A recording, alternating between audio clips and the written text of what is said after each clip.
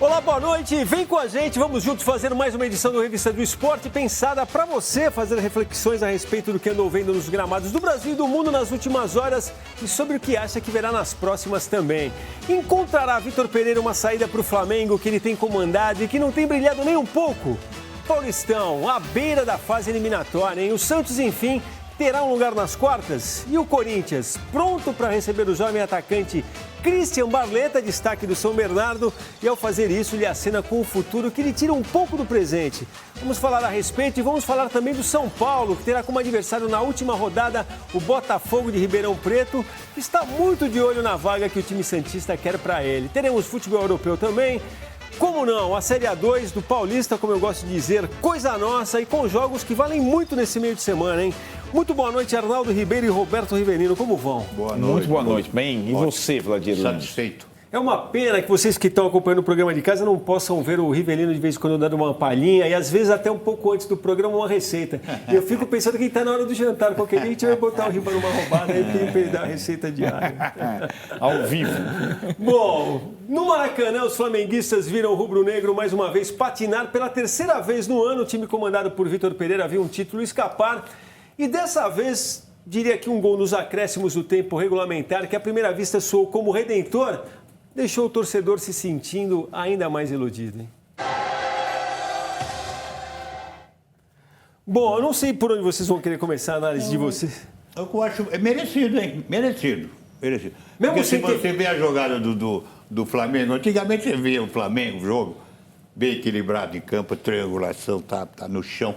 Mas era 80%, 90% só bolas cruzadas. Só na cabeça. 90%, se você vê as oportunidades, não teve uma triangulação, uma jogada que antigamente tem o Arrascaeta, chega com o Everton, chega com o Gabigol. E é difícil você tirar o chapéu para um time que não criou nada, porque não, mas vale no tudo final... bem, mas era pelo menos era equilibrado em campo, sabia o que eu queria. Ele sabia o que queria. Por exemplo, se ele não tomasse gol, ele era campeão, aí tomou o gol, aí segurou ainda foi para os pênaltis, teve a felicidade. Eu vou falar uma coisa, o que me chamou a atenção no começo do jogo, principalmente, porque a gente tinha visto o jogo lá e o Del Valle impreciso, errando passe curto, a gente falou muito disso, e os primeiros 20 minutos no Maracanã de uma precisão consciente, que nem o Riva falou, conseguindo esfriar o jogo no começo. E o Flamengo perdido em campo. É uma coisa absurda, sabe? Sabe que eu às vezes eu acho? Não tem um líder ali no campo, o cara, vem cá, calma, o Everton, vamos acalmar um pouquinho aqui, um pouquinho ali, vamos acalmar, vamos segurar. E a noite do Everton Ribeiro realmente foi ruim. Tudo bem, mas... Eu achei que o primeiro tempo ele jogou bem. Eu acho que enquanto ele joga, o time funciona. Depois, quando ele cansa, o time abaixa. É assim, primeiro, o Del Valle, né? O Del Valle é um time que novo, sem torcida e tudo mais, mas que ele já fez. Já eliminou o Grêmio, já eliminou o Corinthians, já ganhou o final do São Paulo... Já ganhou do Flamengo no Maracanã com 70 mil pessoas. Então, alguns méritos os caras têm. É um time organizado, sabe o que quer frio. Time frio, não tem muito essa... Toma um gol na última bola do jogo, não se abala. Então, não era um adversário desprezível. Mas é aquilo que o Riva estava falando, e eu concordo. Era obrigação do Flamengo ganhar esse título. O Flamengo não tinha obrigação de ser campeão mundial, tinha obrigação de ir para a final do Mundial. Não foi. Não tinha obrigação de ganhar do Palmeiras. Perfeito. Eu quero o primeiro desafio. Agora, você vai colocando tudo, acumulando. E um detalhe, são 3 fracassos. Em cima só do seu... E não precisava jogar bonito, o problema era ganhar. Ganhar o jogo. Deixa, depois... Tem horas para jogar bonito, tem horas que você tem que ganhar o jogo, dar bico para ganhar o jogo, que é importante. Agora, a preocupação é jogar bonito ou ganhar? Parece que no Flamengo é jogar bonito. Exato. A diretoria do Flamengo, ele quer que o Flamengo... Não, o Flamengo tem que jogar bonito, mas tem horas, meu filho... Olha que tem que jogar, você tem que ganhar, fazer o resultado. Isso que eu estou falando para ti. Essa é a justificativa, né, Riva, para a troca do Dorival, que não bastou ganhar, tinha que jogar mais do que jogou. Agora, me pergunto, o time evoluiu desde a saída do Dorival? Não evoluiu. Não evoluiu, claramente não evoluiu. Pelo contrário, né? Exatamente. Então, acho que tem essa questão. Aí, assim, né... Que foi um pouco ao contrário da declaração dada pelo próprio Everton Ribeiro, quem está falando aqui, que ele vê evolução no time, né? Como também se falou, o Vitor Pereira está se ambientando, mas em que ambiente? Que ambiente é esse, entendeu? A evolução do time pode ter ocorrido do jogo do Palmeiras para o jogo do Del Valle, mas isso aqui é um tantinho. Mas em relação ao ano passado, acho que não evoluiu. E assim, vai colocando uma pressão sobre o técnico e sobre os jogadores, porque no final de semana que vem tem o Vasco, depois é o Fluminense, depois é a final do estadual. Então o Flamengo não tem mais o direito de perder. Essa é a questão. Arnaldo, uma pergunta para você, desculpa, Vlad. Se fosse um treinador brasileiro, aguentaria essas que perdeu os 3 títulos? Não, provavelmente não. Provavelmente não. Ah, bom. E tem um detalhe também, a gente viu ali a cobrança do Arrascaeta, o Riva estava falando, foi uma boa cobrança, defesa do goleiro firme. Ramírez, realmente um goleiro de personalidade, no mínimo. Mas vocês estavam falando aqui dessa coisa de não ter o Gabigol abrindo a cobrança também. Não, que isso aí é outra essa é coisa, boa discussão. De novo, Riva. Não, eu acho, quer dizer que quando tem pênalti, ele é o primeiro a pegar a bola. Né? Ele que bate, tudo bem. E é competente, hein? Não perde. Tem uma competência, vai ter pênalti, ia perder um aí, mas isso aí faz parte. Mas eu acho que ele tem obrigação, o treinador chegar, Gabriel, já acontece, você bater, dá 1-0 para nós, dá uma tranquilidade. Porque eu não estou falando se o Arrascaeta ia bater o segundo, ia fazer o... Mas poderia, de uma certa forma, fazer o segundo gol. Agora, ele esperar, e se aquilo que você falou, o Gerson perde, ele não bate de novo o pênalti com o melhor batedor? Isso aí eu não aceito. Ele tem razão, eu estava vendo o mesmo filme da seleção brasileira contra a Croácia em relação ao Neymar. Ele poderia ficar sem bater. O melhor batedor, isso não faz o menor sentido. Isso não faz o menor sentido. Ele ainda cobrou, mas ele poderia até ficar sem cobrar por essa sequência. E quem bateu o primeiro pênalti do Del Valle? O Faravelli, o melhor jogador, mesmo com câimbras, foi lá porque era o melhor batedor. Era o batedor, era o mais importante. E tinha um jogador de 41 anos lá, e meu Deus, que jogou. E realmente Faravelli, um baita jogador também. Muito bom jogador. Consciente. Bom, Libertadores, de olho em uma vaga na terceira fase, Atlético Mineiro e Fortaleza voltam a campo nesse meio de semana, na ida dos dois times jogando fora, seguraram o placar em 0-0 e agora jogam em casa. A gente vai colocar aqui para vocês. Precisam de vitória simples, né? O Galo, aliás, já vai jogar. A gente está aí na tela com os jogos para vocês. Então hoje, 9h30 da noite, o Galo recebendo o Carabobo, o nome que o Arnaldo adora. E amanhã será a vez do Fortaleza enfrentar o Clube Deportivo Maldonado. Não tem mais cara bobo. Não. Mas eu acredito no seguinte, eu acho... É o que costumam dizer, mas sempre tem um para fazer papel de bobo, viu, Gui? Mas eu respeito o cara bobo, mas eu acredito que o Galo vai atropelar. A volta do Hulk é importante, é um jogador que se enquadra muito bem, está numa fase maravilhosa. Eu acredito que vai atropelar, eu acredito muito na vitória do Galo. Tranquilo. E tem essa coisa aí, né? Se falava hoje, se lia as manchetes, né? Pô, o Galo tem no Mineirão 4 gols de média em time venezuelano, mas mas o que, assim, a discussão em relação ao Atlético tem algumas semelhanças em relação ao Flamengo. Por quê? Porque trocou o comando e até agora não jogou bem na temporada. É que não teve esse tudo ou nada aí, né, pô? Não teve final, né? Mas não jogou bem contra o Cruzeiro, não jogou bem contra o América. E não permite tropeço agora também, né? Porque vai a temporada mas assim, a diferença dos times é muito grande. E assim, Mineirão cheio e lá no jogo do Fortaleza, mais de 50 mil ingressos vendidos antecipadamente. Então Fortaleza vai com tudo também para quinta-feira se classificar. Os dois devem passar. Lembrando que ainda tem mais uma etapa, né? Antes da fase de grupos, os dois precisam jogar mais uma eliminatória antes da fase de grupos. A responsa do Vojvoda também, né? Porque o Castelão ficou em reforma agora, vai ter um baita público. Não sabe direito o gramado, vamos descobrir o gramado na hora ali. Bom, vamos para a Copa do Brasil. Rolando a todo vapor nesse meio de semana, são vários jogos e a gente vai mostrar 2 de times que avançaram e andam muito bem nos outros torneios que estão disputando. Bom, e por causa desse jogo pela Copa do Brasil, a Ponte Preta teve adiantado o jogo dela pela 13ª rodada do Paulista da Série A2, que é a que está rolando nesse meio de semana. A Macaca ficou no empate por 1-1 com o Primavera, a Série A2 que você acompanha aqui na TV Cultura e que teve outros 2 jogos dessa rodada 13 já encerrados também. Vamos ver como é que eles terminaram. Hoje à tarde, Monte Azul e Juventus se enfrentaram e empataram por 1-1. Os donos da casa saíram na frente com gol de Lucas Gadelha. Mas Bruno Eduardo mostrou calma na marca da Cal e deixou tudo igual para o moleque travesso. Com o resultado, o Azulão segue na lanterna da tabela e o Juventus ainda fora da zona de classificação para a próxima fase. O Oeste jogou ontem e foi dormir entre os 8 primeiros. Kleber Balotelli marcou um belo gol e abriu a contagem para o Lemense aos 35. O Rubrão reagiu rápido. 2 minutos depois empatou com o Negueba. E ainda nos acréscimos do primeiro tempo virou com esse gol de Christian. Na etapa final, Bruno Gonçalves de cabeça fez 3-1. E ainda deu tempo para Guilherme Portuga fazer o 4º. Bom, respondendo ao Arnaldo, né, Negueba não é aquele. Aliás, tá boa. A gente falou da entrada do Oeste que dormiu entre os 8 primeiros, mas na verdade pode sair porque o 15 está jogando com o Comercial, pode tirar e também, em caso de vitória do Taubaté, também sai.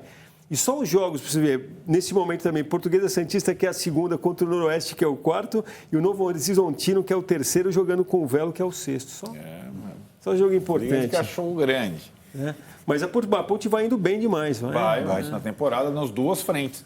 A volta à Série A1, acho que é a grande prioridade. Lembrando que a Ponte também está na Série B do Brasileiro, avançou na Copa do Brasil, está sendo Ponte Preta, né, nesse início de 2023. Bom, no próximo bloco, as últimas do São Paulo, do Palmeiras e do Santos, para quem a rodada de final de semana do Paulistão terá realmente um ar de tudo ou nada. Vamos falar da Fórmula Indy. A temporada 2023 começa no domingo. No ano passado, vejam só, foram 5.581 ultrapassagens. Separamos algumas protagonizadas pelo atual campeão Will Power, para você ir entrando no clima. Bom, você acabou de ver nosso intervalo aí, mas vou reforçar, hein? A Fórmula Indy vem aí, é um show realmente, não só pela velocidade, chega a ser difícil imaginar um carro alcançando 380 km por hora, mas eles chegam a essa velocidade durante, por exemplo, a classificação para as 500 milhas de Indianápolis. A abertura da temporada será como tem sido, aliás, desde 2003, no circuito de São Petersburgo, que muitos consideram uma das pistas mais de rua, né, mais belas do planeta, hein? Hi Brazilian fans, let's go! Fórmula Indy é na cultura.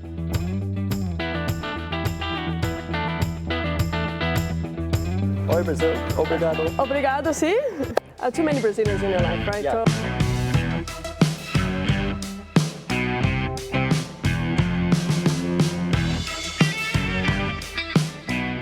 Pois é, St. Pete é uma pista que tem uns desafios muito grandes, mas ela é muito divertida. É o começo da temporada, todo mundo está meio que fresh, preparado para a primeira prova. Então, é uma pista que eu gosto muito. E quando você tem resultados bons, é super bacana você voltar. E lá eu ganhei 4 vezes, então esperamos uma a mais.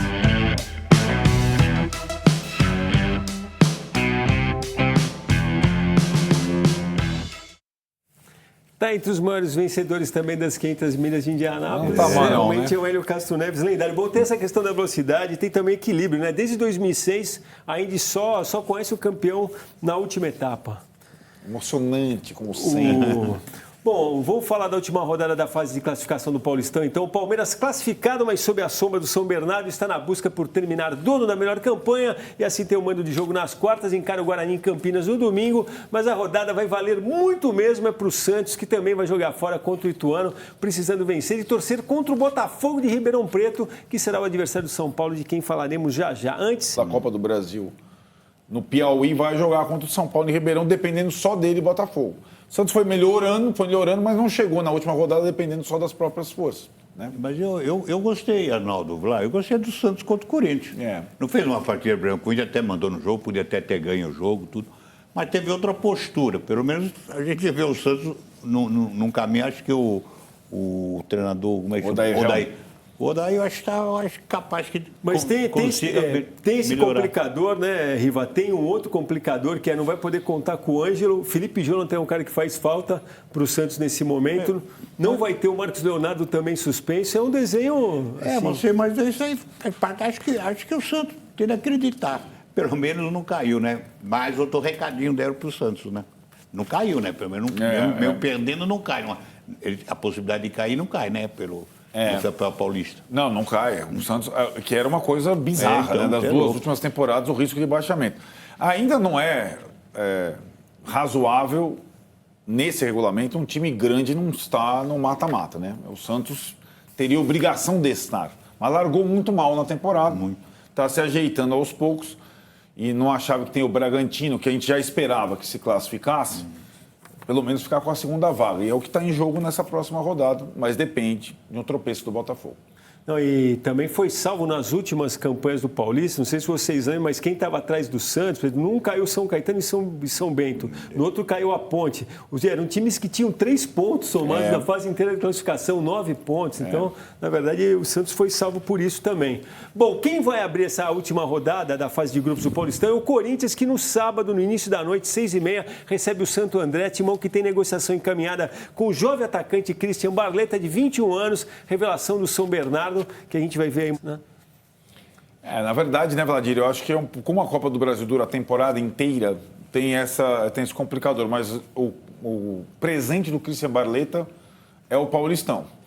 E o Christian Barletta vai jogar contra o Palmeiras, que é o maior rival do Corinthians, por uma vaga na semifinal, né? Motivação ele vai ter, né? Antes de trocar de cores.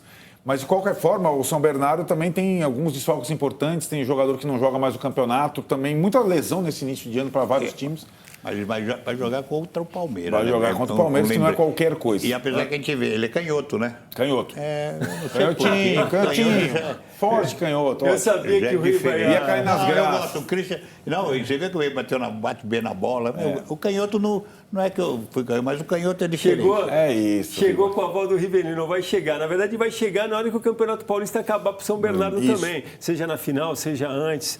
Essa coisa toda. Agora, tem mais 2 notícias. A gente foi falando dos times. Vale a gente atualizar do Palmeiras ao Atuesta, né? Que teve um rompimento de ligamento cruzado. Vai ficar fora um tempão. No treinamento, né? E teve o São Paulo optando pelo tratamento conservador, como diz, sem cirurgia para o Caleri. Dias atrás a gente falava sobre isso. É boa a decisão ou não? Não sou médico, né?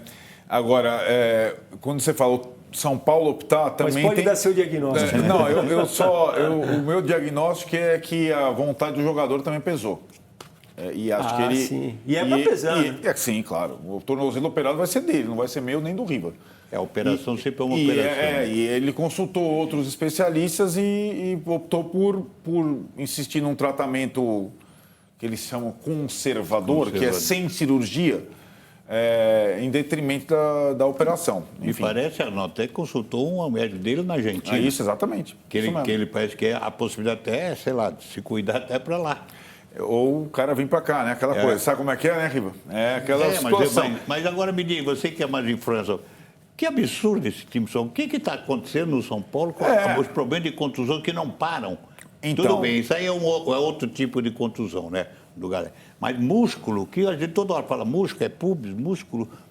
O que acontece naquele time? Então, Riva, eu acho que são contusões diferentes, mas existe, eu acho que uma mesma preocupação. O departamento médico do São Paulo está em xeque. Porque mesmo as contusões que não são musculares, o que está acontecendo é uma demora na recuperação dos jogadores que vão para o departamento médico, certo? Às vezes é o tornozelo, às vezes é o joelho, às vezes é o pubis. O que vai causando esse alto. O que vai causando dúvida em qual tratamento seguir. Né? Eu acho que essa é a situação. Tanto é do Galério ele que tomou a posição, né? Também.